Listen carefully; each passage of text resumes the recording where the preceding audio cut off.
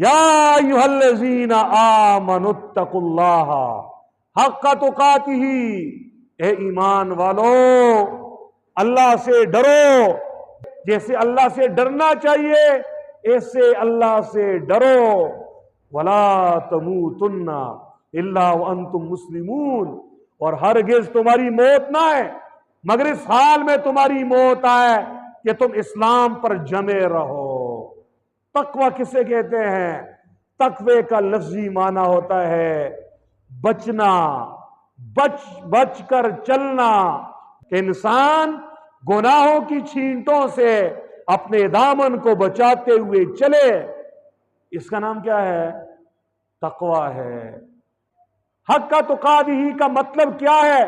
کہ اللہ کی نافرمانیوں کو چھوڑ دیا جائے اور اللہ کو ہر حال میں یاد رکھا جائے اور اللہ کا شکر ادا کیا جائے، ناشکری سے بچا جائے۔ یہ ہے اللہ سے ڈرنے کا حق، اللہ سے ڈرنے کا حق۔ تقوی کا سب سے کم درجہ یہ ہے انسان اپنے آپ کو کفر و شرک سے بچائے۔ درمیانہ درجہ یہ ہے انسان اپنے آپ کو اللہ اور اللہ کے نبی کی ہر ناپسند چیز سے بچائے، اور تیسرا درجہ یہ ہے کہ انسان اپنے دل کو اللہ کے علاوہ کی یاد سے بچا کے رکھے اور اپنے دل میں صرف اللہ کی محبت، اللہ کی یاد کو جما کے رکھے۔ یہ ہے تقوی کا تیسرا اور اعلیٰ درجہ۔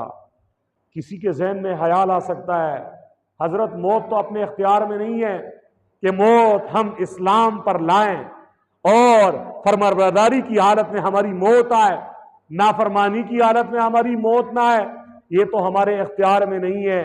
تو یاد رکھیے میرے پیارے نبی صلی اللہ علیہ وسلم نے ارشاد فرمایا، جس طرح جیتے ہو اسی طرح مرو گے، اور جس طرح مرو گے اسی حالت میں تم اٹھائے جاؤ گے۔ اگر تم نے زندگی تقوی والی اختیار کی ہے، فرما برداری والی اختیار کی ہے، نیکیوں والی اختیار کی ہے، اللہ کو راضی کرنے والی اختیار کی ہے، اللہ کے نبی کو خوش کرنے والی زندگی اختیار کی ہے، تمہاری موت بھی اسی حالت میں آئے گی، اور جب اس حالت میں مرو گے قبر سے بھی اسی حالت میں اٹھائے جاؤ گے۔ پھر سوال ہو سکتا ہے کہ جی ہم معاشرے میں دیکھتے ہیں کبھی یوں بھی ہوتا ہے ایک آدمی بہت نیک تھا، نمازی تھا، تہجد گزار تھا، فرما بردار تھا، گناہوں سے باز تھا، لیکن موت آئی تو نافرمانی کی حالت میں موت آ گئی، موت آئی تو برے حالت میں آئی، خاتمہ ٹھیک نہیں ہوا، خاتمہ برا ہو گیا۔ یہ کیا ہو گیا؟ اور ہم نے یہ بھی دیکھا کہ گناہگار تھا، برا تھا، نافرمان تھا، موت آئی اچھی حالت میں، فرمانبرداری کی حالت میں۔ یعنی یہ نقشہ ہوتا ہے کہ بعض لوگ شروع میں نیک ہوتے ہیں اور بڑھاپے میں جا کر موت کے وقت نافرمان بن گئے، اور یوں بھی ہوتا ہے نافرمانی جوانی میں کی اور بڑھاپے میں جا کر نیک فرمانبردار اور اسلام کی حالت میں انتقال کر گئے۔ تو یہ کیا ہو گیا؟ تو جواب یہ ہے، یاد رکھو حدیث میں آتا ہے جیسے جیو گے ویسے مرو گے، جیسے مرو گے ویسے اٹھائے جاؤ گے۔ لیکن اگر ایک آدمی نیکی والی زندگی گزارا اور موت ٹھیک حالت میں نہ آئی تو جواب یہ حدیث پھر بھی ٹھیک ہے، اس آدمی کی نیکی میں اخلاص نہیں تھا، اس نے نیکیاں کی، عبادات کی، لیکن ریا کے لیے، نمود و نمائش کے ساتھ اس نے نیکیاں کی، اخلاص نہیں تھا، اور اخلاص نہ ہونے کی وجہ سے اس کا خاتمہ خراب ہو گیا۔ اور وہ آدمی جس نے نافرمانی میں زندگی گزاری اور خاتمہ ٹھیک ہو گیا، اسے ایک آدھ جو بھی نیکی کی توفیق اسے ملی، اس نے اس ایک آدھ نیکی کو بھی خالصتاً اللہ کو راضی کرنے کے لیے، اللہ کو خوش کرنے کے لیے کی، تو اللہ نے اس اخلاص کی برکت سے اس کا خاتمہ ٹھیک کر دیا۔ اللہ جل شانہ ارشاد فرماتے ہیں، یا ایھا الذین آمنوا اتقوا اللہ، اے ایمان والو اللہ سے ڈرو، حق تقاتہ، جیسے اللہ سے ڈرنا چاہیے.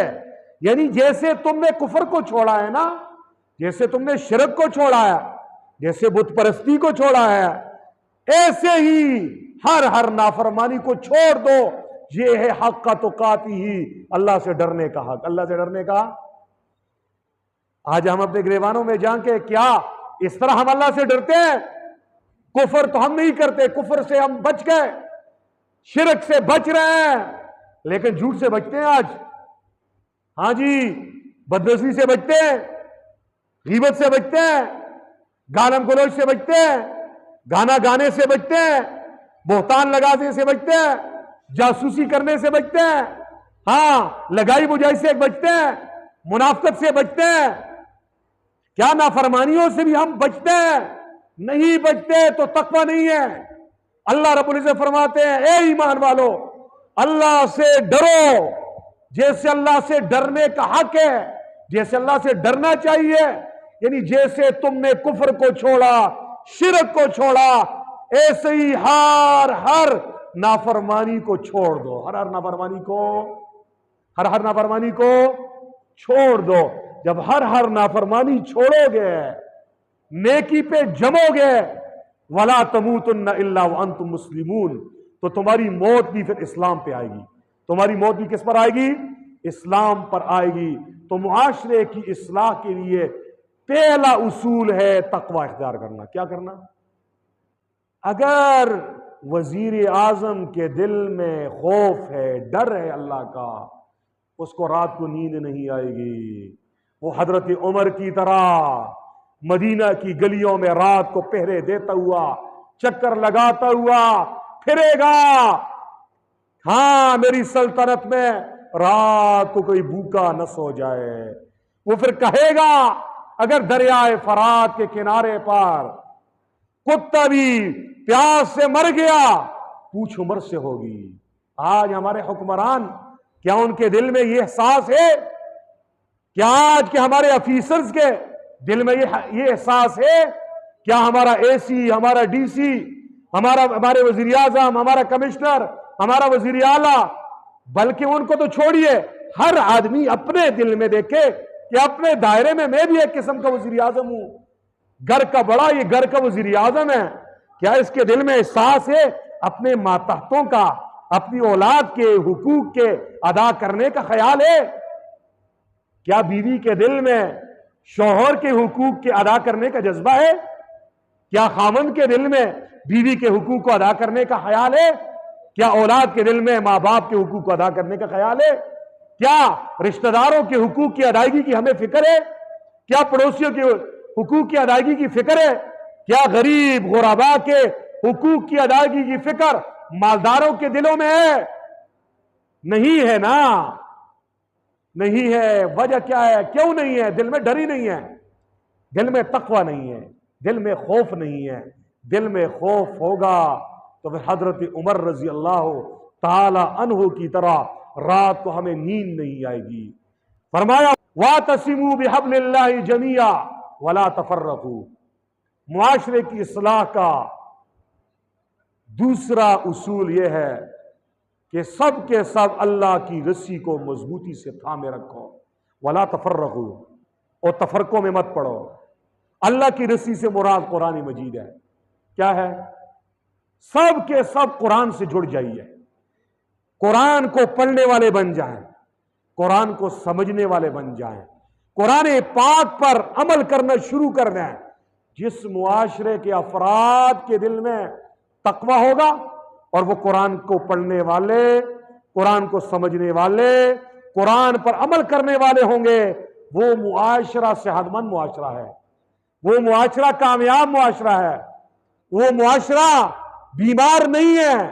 لیکن اگر جس معاشرے میں خوف خدا نہیں ہے، تقوی نہیں ہے، اور قرآن سے دوری ہے، نہ قرآن پڑھتے ہیں، نہ سمجھتے ہیں، نہ عمل کرتے ہیں، وہ معاشرہ کیا ہے؟ بیمار معاشرہ ہے. کیا ہے؟ تو ذرا دیکھیں نا، صبح کے وقت ہمارے گھروں میں کتنے لوگ اٹھ کے قرآن کی تلاوت کرتے ہیں. کیا ہمارے بچے صبح اٹھتے ہیں تو پہلا کام سورہ یاسین شریف کی تلاوت کا ہے؟ قرآن کریم کی تلاوت کا ہے یا موبائل میں فیس بک اور یوٹیوب اور ٹک ٹاک کھول کر طرح طرح کی واہیات فحش مناظر کے دیکھنے کا ہے؟ کیا ہماری راتیں قرآن کریم کی تلاوت میں گزرتی ہیں یا ہماری راتیں گانا گانے میں، فحش فلم میں دیکھنے میں، غلط قسم کے تعلقات بنانے میں، واہیات میں، فضولیات میں، لغویات میں گزرتی ہیں؟ اگر دیکھیں تو آج ہمارے معاشرے کے ہر فرد نے اپنی تباہی میں کوئی کسر نہیں چھوڑی، نہ ہی تقوی دل میں ہے، نہ ہی قرآن کی تلاوت زندگیوں میں ہے۔ تو یہ دو اصول اللہ نے بتائے ہیں کہ معاشرے کو اگر تم صحت مند بنانا چاہتے ہو، ایک بہترین معاشرہ بنانا چاہتے ہو، تو دو کام کرنے پڑیں گے۔ نمبر ایک، خوف خدا دل میں پیدا کرنا ہوگا، تقوی، اور نمبر دو، قرآن کریم کی تلاوت، قرآن کریم کا فہم اور قرآن کریم پر عمل، یہ کام کرنے پڑیں گے تو پھر ہمارا معاشرہ بھی مدنی معاشرہ کی نظیر بن جائے گا۔